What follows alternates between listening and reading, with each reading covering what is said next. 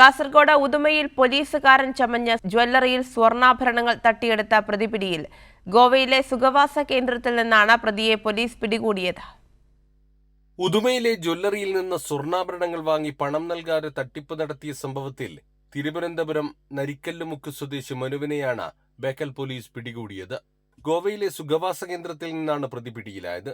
തട്ടിയെടുത്ത സ്വർണ്ണാഭരണങ്ങൾ കണ്ടെടുക്കാനായില്ല. സ്വർണം മംഗളൂരുവിൽ വിറ്റതായി പ്രതി മൊഴി നൽകി. ഉദുമ റെയിൽവേ ഗേറ്റിന് സമീപത്തെ പുഷ്പ ജ്വല്ലറിയിൽ മെയ് 28 ഉച്ചയോടെയാണ് തട്ടിപ്പ് നടന്നത്. ബേക്കൽ പോലീസ് സ്റ്റേഷനിൽ 7 മാസമായി ജോലി ചെയ്യുന്ന കൊല്ലം സ്വദേശിയായ പോലീസ് ഉദ്യോഗസ്ഥൻ അഖിൽ രാജാണെന്ന് പരിചയപ്പെടുത്തിയാണ് പ്രതി ജ്വല്ലറി ഉടമ ഗണേശനെ തെറ്റിദ്ധരിപ്പിച്ചത്.